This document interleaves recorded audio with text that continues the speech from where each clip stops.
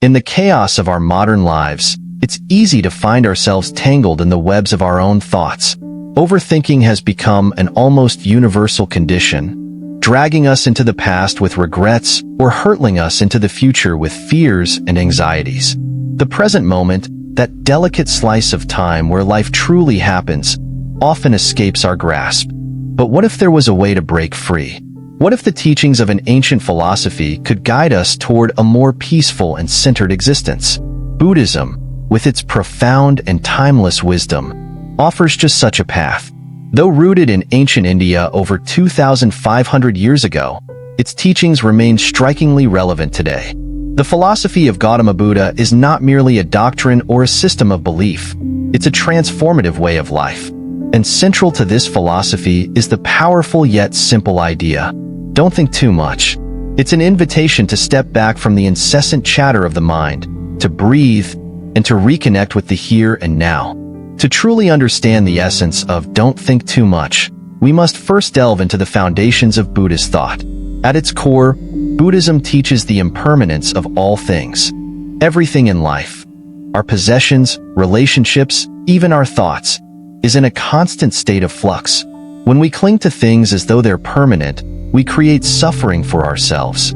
This clinging manifests in overthinking, as we desperately try to control or make sense of a world that's inherently uncontrollable.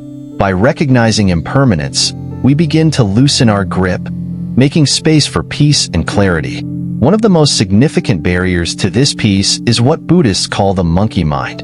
Picture a monkey leaping from branch to branch, never still. Our minds, too, jump erratically from thought to thought, often dwelling on worries or distractions. But don't think too much doesn't mean abandoning all thoughts or living in ignorance. Instead, it's about cultivating a mindset of non-attachment. We can experience life's joys and challenges fully, but with the understanding that they're temporary. Take a moment to think about an argument you may have had in the past. Perhaps you replayed it in your mind, dissecting every word, wishing you'd said something different. This replay often fuels frustration, leaving little room for resolution or growth. But when we embrace the impermanence of that conflict, acknowledging that it's already in the past, we can let it go. In doing so, we reclaim the energy spent on overthinking and channel it into the present. Another profound teaching of Buddhism that aligns with this idea is the concept of anatta, or no self. It challenges the belief in a fixed, unchanging identity. Who we are is not a permanent construct but a constantly evolving interplay of thoughts, emotions, and experiences. Recognizing this can be liberating. Imagine carrying a heavy suitcase labeled, "Who I Am." Each time we feel the need to defend or uphold this identity, the suitcase grows heavier. But what if we could set it down? By understanding the illusion of self, we lighten our mental load, freeing ourselves from ego-driven overthinking. Living in the present moment is one of the most powerful antidotes to overthinking. The Buddhist teachings remind us that the present is the only reality we truly have. Yet, how often do we savor it? Think of a time you've eaten a meal while scrolling through your phone. Did you really taste the food? Or were you too distracted to notice? Mindfulness, a cornerstone of Buddhist practice, encourages us to fully immerse ourselves in these moments. By focusing on the warmth of sunlight on our skin, the laughter of a loved one, or the rhythm of our breath, we break free from mental time travel. These small acts of presence anchor us, offering a refuge from the storms of overthinking. Consider Sarah, a young professional overwhelmed by her job. Each night, she lies awake replaying her day and worrying about tomorrow. One evening, she decides to try a simple mindfulness exercise. For 5 minutes, she focuses entirely on her breathing. Inhale, exhale. Slowly, the noise in her mind begins to quiet. Over time, this practice becomes a daily ritual, helping her manage stress and approach her challenges with clarity. Sarah's story illustrates how returning to the present can transform our relationship with our thoughts. The Eightfold Path, a central framework in Buddhism, offers further guidance for cultivating a life free from excessive mental clutter. This path emphasizes right view, intention, speech, action, livelihood, effort, mindfulness, and concentration. Each element is interconnected, forming a roadmap for ethical living and mental discipline. For instance, right speech teaches us to speak with kindness and honesty, reducing the negative self-talk and interpersonal conflicts that fuel overthinking. Right effort encourages us to nurture positive thoughts and abandon harmful ones, redirecting our mental energy toward growth and understanding. Meditation is another powerful tool for quieting the mind. Vipassana, or insight meditation, is particularly effective. In this practice, we focus on our breath, observing thoughts as they arise without judgment or attachment. It's like watching clouds drift across the sky. They come and go, but we don't chase them. Over time, this practice trains the mind to be more present and less reactive. Imagine John, a father of two who struggles with constant worry about his children's future. When he begins practicing Vipassana, he learns to observe these worries without letting them consume him. He acknowledges his love and concern for his children, but also recognizes that excessive worry doesn't serve them or himself. Through meditation, John finds a balance, allowing him to support his family with a calmer, more focused mind. Central to the Buddhist journey is the acceptance of impermanence. This isn't a call to despair but an invitation to appreciate life's fleeting beauty. Consider the cherry blossoms that bloom briefly each spring. Their transience doesn't diminish their beauty, it enhances it. Similarly, when we accept that all things, including our thoughts and worries, are temporary, we can hold them more lightly. Instead of fearing change, we learn to embrace it, finding peace in the ebb and flow of life. Compassion and loving kindness, both toward ourselves and others, play a vital role in this journey. When we hold grudges or judge ourselves harshly, we feed cycles of overthinking and negativity. But when we approach life with compassion, we create space for healing and understanding. Picture Maria, who struggled with guilt over a mistake at work. Through loving kindness meditation, she begins repeating phrases like, "May I be happy," "May I be at peace." Over time, she extends these wishes to her colleagues, even the ones she felt judged by. This practice helps her forgive herself and others, easing the mental loops of regret and blame. As we explore these teachings, it's essential to remember that the Buddhist path is not about perfection but progress. Each step we take, whether through mindfulness, meditation, or acts of compassion, brings us closer to inner peace. And as we embrace the wisdom of don't think too much, we find that life's challenges become more manageable, its joys more profound. If you found these insights valuable, consider subscribing to Buddhism in Modern Life. Together, we can continue exploring these timeless teachings and their relevance to our contemporary world. Let's walk this path of mindfulness, compassion, and clarity hand in hand, discovering the peace that lies within. As we continue this journey through the teachings of Buddhism, it becomes increasingly clear how deeply these principles can transform our daily lives. The philosophy of don't think too much is not a call to suppress thought, but an invitation to engage with life more consciously and compassionately. In this second part, we will explore how these teachings weave into the fabric of our relationships, our aspirations, and even our struggles, showing us paths to greater understanding and peace. One of the most striking aspects of Buddhism is its emphasis on interconnectedness. Gautama Buddha taught that all beings are intricately linked, like threads in a vast tapestry. This teaching, often referred to as dependent origination, reveals that nothing exists in isolation. Every action, thought, and word reverberates through the lives of others, shaping the world in ways we often cannot see. This understanding can profoundly shift how we approach our relationships. Consider the example of Lisa, a teacher who often found herself frustrated with her students. She viewed their misbehavior as personal disrespect and spent countless nights overthinking how to manage her classroom. After learning about interconnectedness, she began to see her students not as adversaries but as individuals shaped by their unique circumstances. Instead of dwelling on her frustration, she focused on creating an environment of empathy and mutual respect. This shift not only improved her relationships with her students, but also quieted her overactive mind. Interconnectedness also teaches us the value of compassion. When we recognize that others' actions often stem from their struggles and experiences, we become less likely to take things personally. This shift can dissolve much of the overthinking that arises from misunderstandings or conflicts. Imagine a colleague snapping at you during a stressful meeting. Without the lens of compassion, you might replay the incident repeatedly, wondering what you did wrong. With compassion, however, you might consider that their reaction had more to do with their own stress than with you. This perspective not only fosters forgiveness, but also frees your mind from unnecessary turmoil. Another crucial teaching of Buddhism is the importance of aligning our actions with our values. This principle, embodied in the Eightfold Path, encourages us to act with integrity, mindfulness, and purpose. When our actions align with our values, we experience a sense of harmony that quiets the inner critic and reduces overthinking. Take the story of Rahul, an ambitious entrepreneur. Driven by the desire for success, he often compromised his values, taking shortcuts and making decisions that left him feeling uneasy. These choices haunted him, as he constantly second-guessed his actions and worried about their consequences. Inspired by Buddhist teachings, Rahul began practicing right action, making decisions that aligned with his ethics and principles. This shift not only brought him peace of mind, but also deepened his sense of purpose.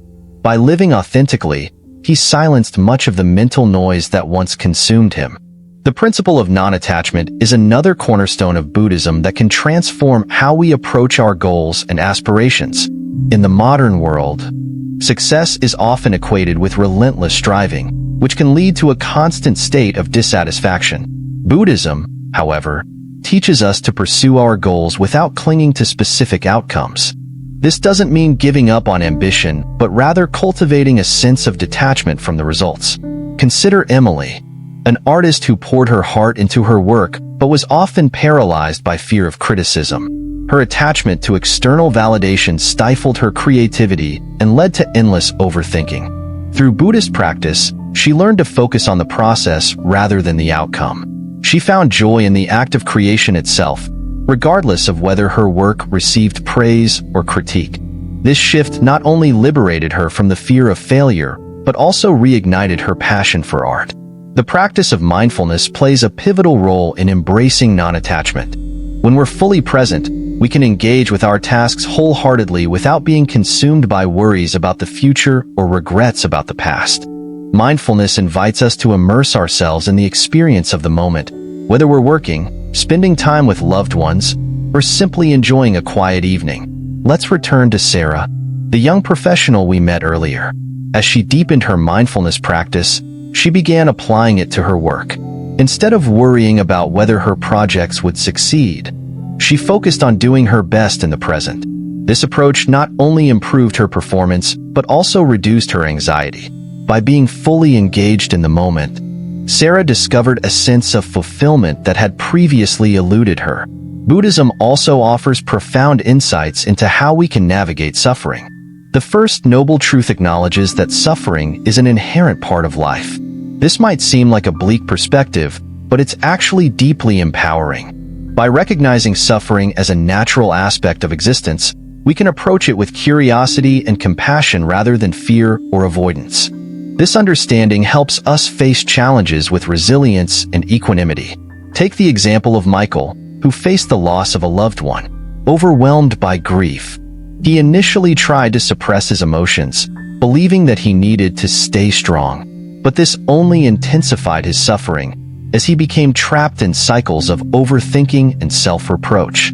Through Buddhist teachings, Michael learned to embrace his grief without judgment. He allowed himself to feel the pain fully, understanding that it was a natural response to love and loss. This acceptance brought him a sense of peace and allowed him to begin healing. One of the most powerful tools for navigating suffering is meditation. Practices like loving-kindness meditation can help us cultivate compassion for ourselves and others, even in the face of pain.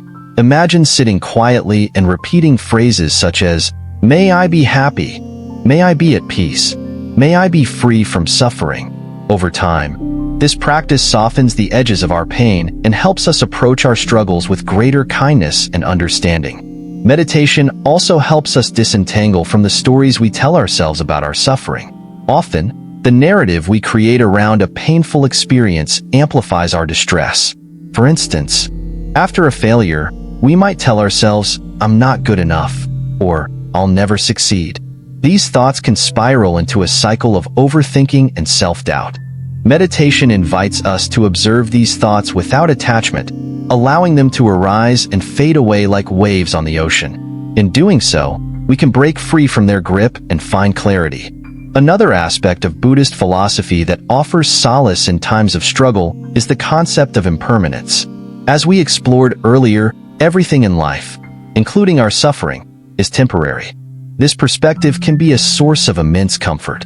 When we're in the depths of pain, it's easy to feel as though it will last forever. But by remembering that all things pass, we can find hope and strength to endure.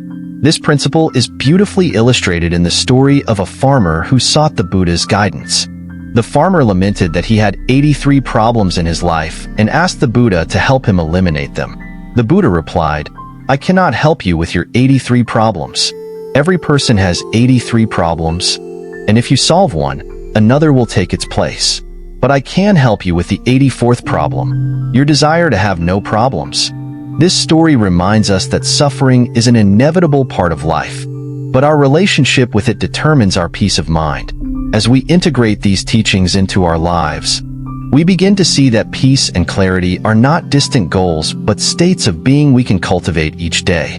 By embracing interconnectedness, aligning our actions with our values, practicing mindfulness, and approaching suffering with compassion, we move closer to the wisdom of don't think too much. This path is not always easy, but it is profoundly rewarding. If you found these reflections meaningful, consider joining us on this journey by subscribing to Buddhism in Modern Life. Together, we can explore how these ancient teachings illuminate the path to a more mindful, compassionate, and fulfilling existence. As we arrive at the final part of this journey into the teachings of Buddhism, we are drawn toward the ultimate goal of this path: liberation. Liberation, in Buddhist philosophy, is not simply an abstract or distant concept. It is a profound state of peace, wisdom, and freedom from the cycles of overthinking, suffering, and attachment. It is the realization of nirvana, a state that transcends the noise of the world and connects us to a deeper, more harmonious existence. To understand liberation, it is essential to revisit the Four Noble Truths, the foundational framework of Buddhist teachings. The first truth acknowledges the reality of suffering, or dukkha. Life is inherently filled with challenges, uncertainties, and losses. This truth is not meant to discourage us, but to help us see life clearly, without illusions. The second truth identifies the cause of suffering: craving and attachment. We cling to people, possessions, and even ideas, believing they will bring us lasting happiness. Yet, these attachments often lead to disappointment and overthinking. The third truth offers hope. The cessation of suffering is possible. And the fourth truth lays out the path to achieve this cessation: the Eightfold Path. The Eightfold Path, as we've touched upon before, is not a rigid set of rules but a guide to living mindfully, ethically, and intentionally. It integrates wisdom, ethical conduct, and mental discipline, offering a comprehensive approach to life. As we deepen our understanding of this path, we begin to see how it transforms every aspect of our existence. Take, for instance, the practice of right mindfulness. At its core, mindfulness is about being fully present in the moment, free from judgment or distraction. When we practice mindfulness, we develop a heightened awareness of our thoughts, emotions, and actions. This awareness allows us to observe our tendencies toward overthinking without being consumed by them. Imagine a river flowing steadily. Mindfulness enables us to stand on the riverbank, watching the current of our thoughts without being swept away.